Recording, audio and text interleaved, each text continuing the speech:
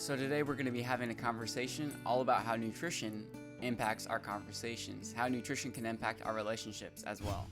So to begin our conversation, I'm going to ask a few questions to begin. So, in your everyday life, have you ever felt hangry before? The combination of being angry because you feel hunger on the inside. And while this is a common occurrence for most of us, we don't oftentimes recognize to connect the dots between how we might be actually treating other people in conversation or even receiving the messages that they're giving us in conversation based upon our current state of hunger, fullness, or satisfaction. Now, in our everyday life, some of us become more hungry than others, and some of us are more sensitive to those situations where our hunger actually does impact our emotional state.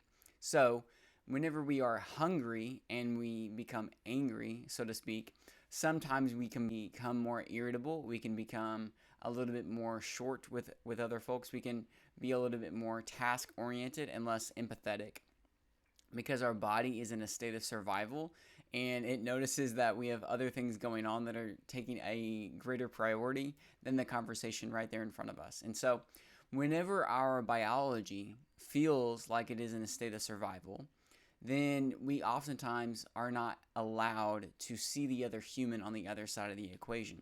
We lose that opportunity for empathy because our biology is like, I need to survive.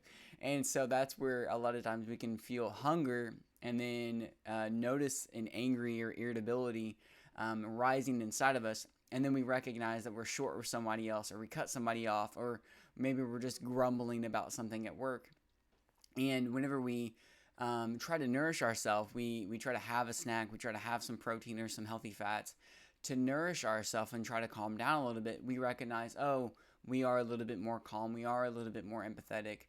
Maybe we can even have a little bit stronger cognitive ability to interact with somebody. And there's other things to think about as well with nutrition and how we interact with people on a daily basis with our conversations and relationships too, to where maybe you're sitting in a meeting at work and you feel like your blood sugar is going low, okay? And as you feel like your blood sugar is going low, you might be thinking, scavenging around in your purse or your wallet or your pocket, looking for a piece of candy. Maybe there's candy on the table, things like that.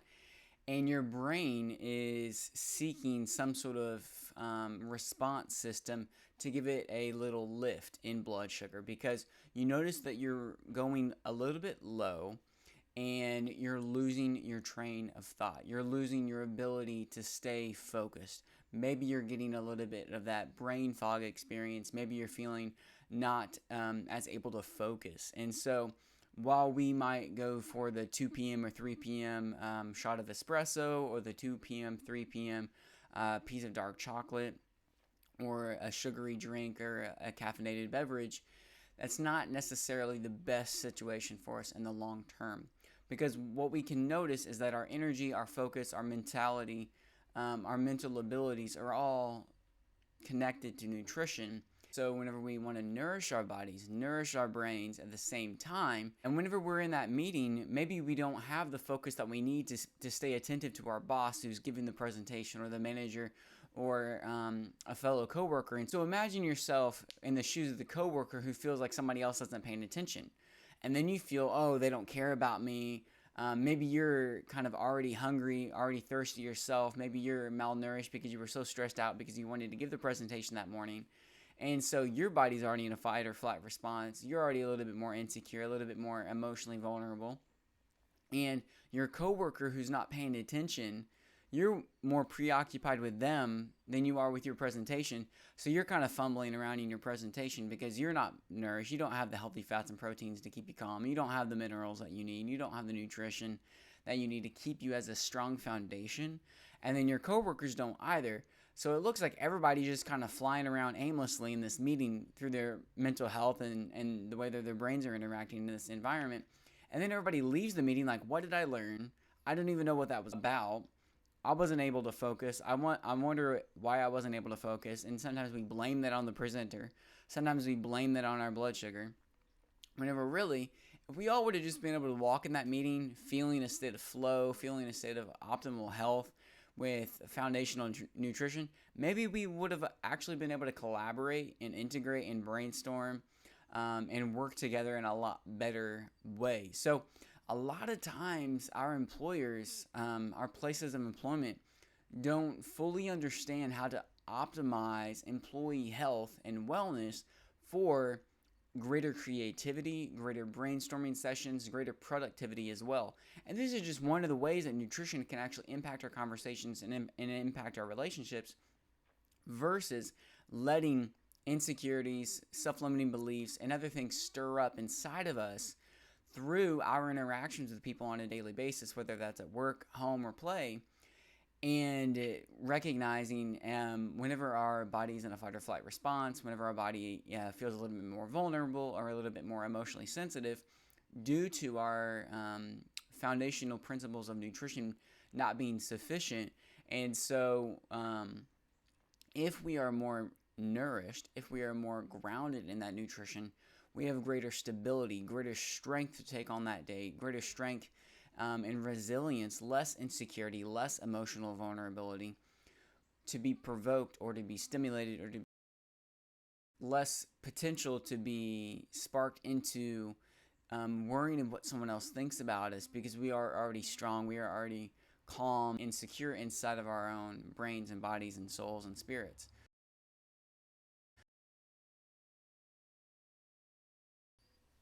And while we only touched on this a little bit earlier with respect to energy drinks, caffeine, sugary beverages, things that we're trying to find a quick fix to stabilize or to peak our blood sugar, these actually have a detrimental effect in the long term, especially whenever we are dependent upon these, and we will spike our blood sugar, spike our energy levels, almost artificially, so to speak, to where it becomes a negative outcome in the long term because it's not stable, it's not sustainable either.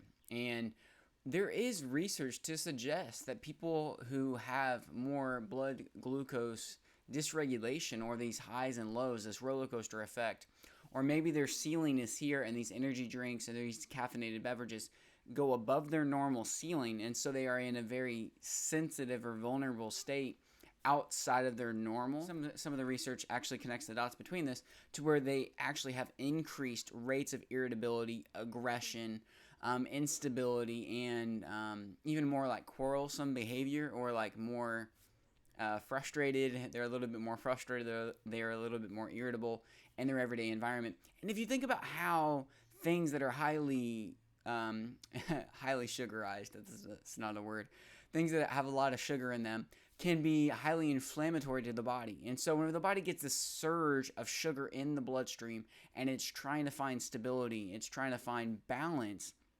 and it's highly inflamed on the inside, this fight or flight response, this survival instinct that goes on in the body, and this is just a frame of thinking to put a perspective around this situation, that state of inflammation can potentially provoke that survival instinct where your body is aggressive, your body is frustrated, your body is in the survival instinct to say, I'm trying to find a way to survive right now.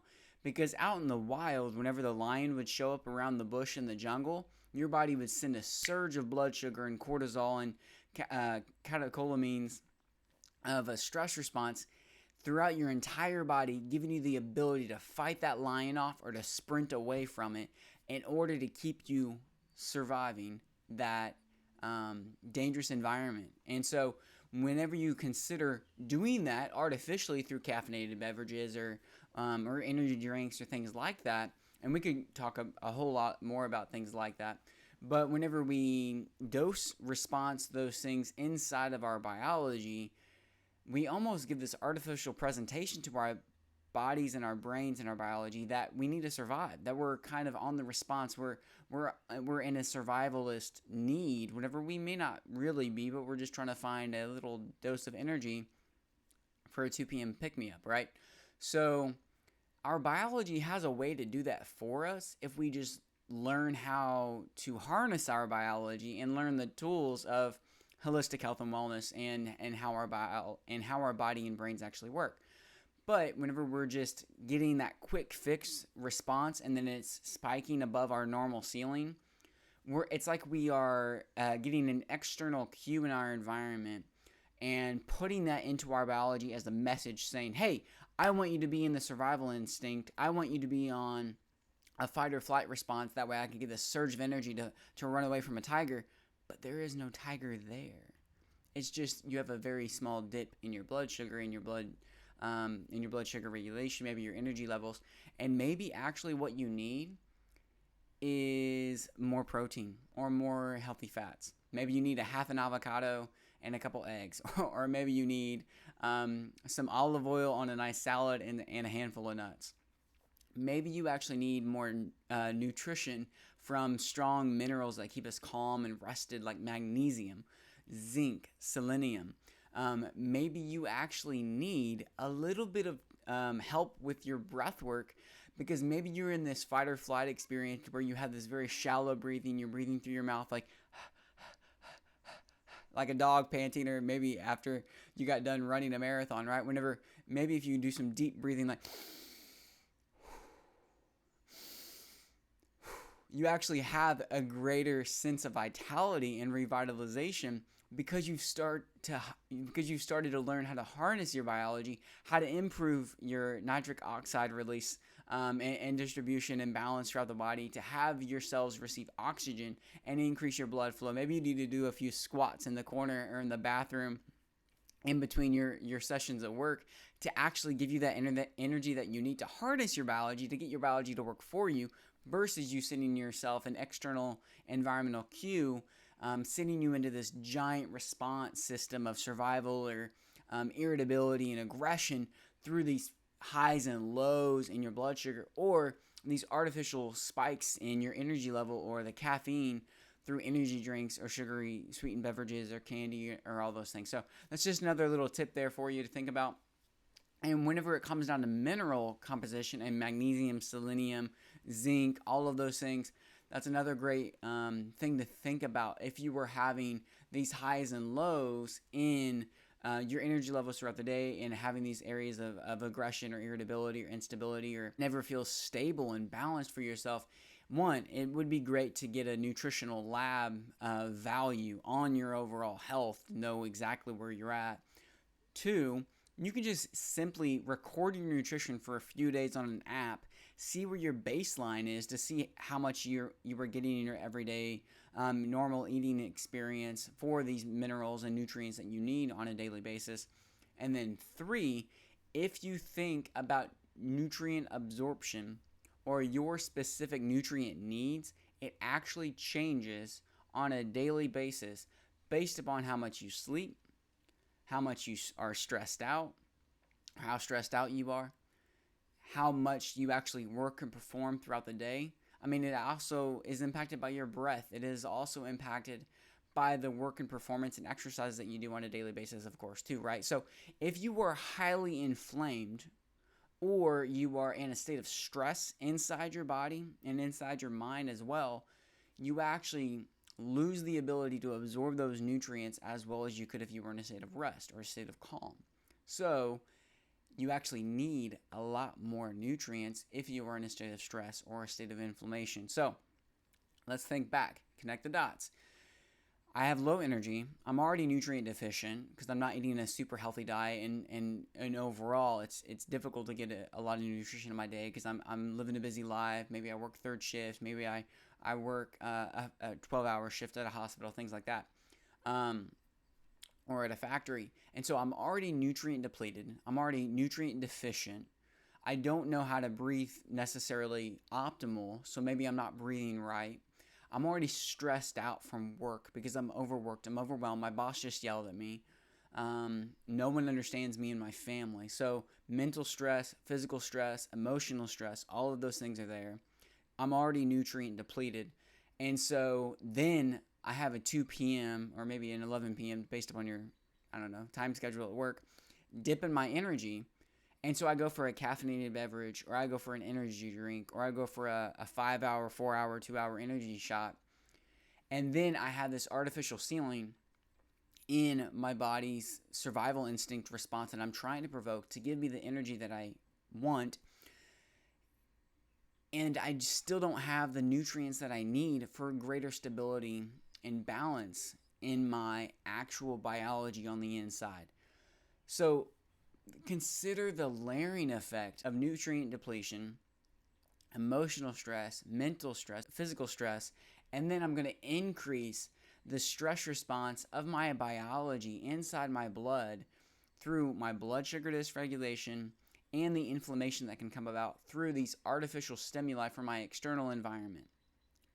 So the layering effect of all of these things that are then complicating and potentially worsening the effects that I'm feeling, that I'm experiencing, my lived experience, and I'm just not able to see the mechanisms behind the scenes through my interconnected biology from mental health, emotional health, physical health, spiritual health, and being able to provoke my body back in a better balance and harnessing my biology allows me to provide somebody with so much more opportunity to understand how to set themselves up for success versus setting themselves up for failure, or simply not even understanding through health literacy, which is something that I care about so much, to help even a child, for instance, a child understand how to harness their biology through breath work of, man, they just feel super anxious, so maybe they're feeling a panic attack experience, but maybe they just need to learn how to do some breath work routine, squeeze a little squishy ball for a stress response to get some blood flow going, and that can be super helpful and meditative for them to actually improve their opportunities to understand their health from an inside-out perspective versus, I don't know what's going on, I don't know what's happening to me, I'm freaking out, and then I get to send to the principal's office or I get to send to the psychiatrist. So that's all another story, but we'll talk about that maybe again in the future. So what do you think about all the things that I've just said so far? So connecting the dots, physical health, emotional health, mental health, spiritual health, all those things are connected. All of those things do impact one another. Everything affects everything, right? Check out the previous videos that I've done on that before, probably over here actually, if you haven't seen those already. So all of those things are layering on top of baseline nutrient depletion, deficiencies in nutrition that keep me calm, keep me stable, keep me resilient in these areas of life. And then I go, because my culture, my society at large, they suggested I go to these energy drinks, these caffeinated beverages, this cultural acceptance or normalcy around going to an energy drink, a 2 to 3 to 4 to 5 hour energy shot, or sugary sweetened beverages to get this energy that I need to get through the day, to get through the work environment, then even exacerbates or makes worse or makes it more complicated or more difficult for us to actually harness our health from the inside out. So that's the big picture view, and I want to know what you think. So let me know in the comments below. Go ahead and like, subscribe to this video. Does this help you at all? How do you apply these principles and connecting these dots in the starlight sky that we see to draw a picture of our health and wellness in a new way, to reimagine what health can be for you, me, we together in our united health literacy education movement going forward? How does this make sense for you? And consider how this might make sense for you or environment, for you and your environment, interacting with people on a daily basis, your conversations, your relationships, whether that's at work, home, or play. And maybe once you understand these principles, you can actually look to your friends, your family, people in your everyday experience, and to see, oh, maybe they're just not understanding their health. Maybe they're not actually upset with me. Maybe they're not actually stressed. Maybe they're not actually irritable and frustrated with me. Maybe I can have empathy for them, to see them in a new light and not to get frustrated at them, because I'm going to take a step into their shoes and realize they're nutrient depleted. Maybe they're hungry. Maybe they're hangry. Maybe they're dealing with stuff on the inside that I don't fully understand. Maybe their body's in a state of survival because they're nutrient depleted. Maybe they're in a state of inflammation inside the body, so they're in a state of stress. Versus me judging them, thinking that they're judging me. Who knows where we might be if we understood our biology a little bit better. See you next time. And as always, if you want to find me on social media, wherever you might be hanging out most yourself, whether it's Facebook, LinkedIn, Instagram, Twitter, wherever it might be. You can go ahead and find my social handles in the description of this video below. If you want to sign up for my free weekend newsletter, it's a weekly newsletter that I send out every weekend that provides little hints, tips, strategies like this around connecting the dots between things that impact our health and our biology on a regular basis, helping you be the best that you can be in your everyday life for you and your family and everybody else in your environment. So connecting the dots is what I care about a lot. I ask a lot of questions, and so each weekend I send out a free weekly newsletter connecting the dots between these things in our health and our wellness to help you unlock your greatest potential and your optimal health overall. So that's the reason why I do it. It's all about health education and health literacy for people going forward. I ask some really interesting questions. Sometimes it gets a little controversial. Sometimes I go on a few different rants. Typically, it's pretty standard. And this newsletter is a great way for you to just get a quick email every weekend just to learn a little bit more, to take ownership of your health and your wellness on a weekly basis. It's little tiny baby steps over the course of our life actually impact how we live our life to the best, to our own abilities. Little baby steps over the course of the journey. Health is a journey, not a destination, as I always like to say. So if you're interested in that, go ahead and sign up through my newsletter. That's over at substack.com that I write in. It's Zigzag Nutrition at Substack. You can go ahead and find that online, and I'll leave it in the description of this video as well. And that newsletter is filled with hints, tips, tricks, strategies that you can implement in your everyday walk of life to help you unlock and understand and harness your greatest health and wellness, and understanding how the external environment affects your internal biology. I also sometimes will provide a few additional personal notes in there too. So if you want to follow along with me, if you want to follow along in the journey of educating with health literacy and helping us connect the dots between these things that impact our health and wellness on an everyday experience, you can go ahead and sign up for that free weekend newsletter. Who knows where we might be if we understood our biology a little bit better. See you next time.